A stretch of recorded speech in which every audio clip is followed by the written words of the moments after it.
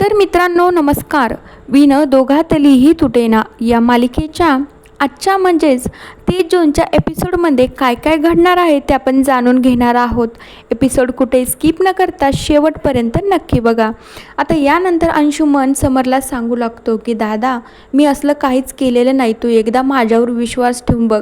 पण आता इथे साफ अंशुमन चिंगीवर आरोप करत आहे, कारण की हे सगळं अंशुमनच केलेलं असतं. चिंगी तर काय खोटं बोलत नसते. आता समरला प्रश्न पडतो की मी विश्वास नेमकं कुणावर ठेवू? मी अंशुमनवर विश्वास ठेवू का मी चिंगीवर विश्वास ठेवू का स्वानंदी मॅडम जे काही करत आहेत मी त्यांच्यावर विश्वास ठेवू? मला तर काही कळतच नाही. आता लग्नासाठी सगळेजण जमलेले असतात, त्या मुलींचे आई वडील सगळेजण. त्या मुलीला तर खूपच मोठा धक्का बसतो, तिला कळत नसतं मी हे सगळं काय बघते. त्यानंतर अंशुमन सांगू लागतो की दादा, ही मुलगीनं माझ्यावर आरोप करत आहे, कारण की तिचे हे असे चाळे ना, तिचे हे नाटके ना माझ्यापाशी खपवून घेतले जाणार नाही ना, म्हणून ती हे सगळा आरोप माझ्यावर करत आहे. या मोलकरणीची शेवटी लायकी तरी काय आहे?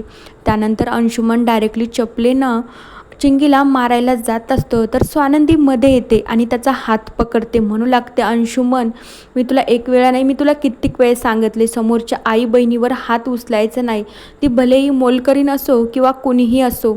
आता तेवढ्या वेळामध्ये अंशुमन म्हणू लागतो, मला माहिती ना ही किती चॅप्टर आहे, हिला वाटलं माझ्यासोबत असं बोललं असं केलं तर घरातले सगळे हिच्यावर विश्वास ठेवतील, पण बघा आता मी तर खरं सांगत आहे.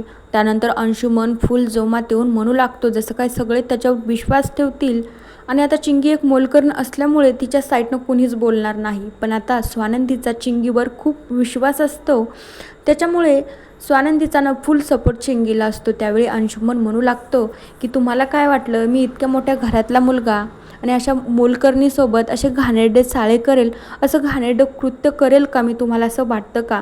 मला माहिती आहे ना, या मोठ्या मोठ्या लोकांना ना अशाच मुली फसवत असतात.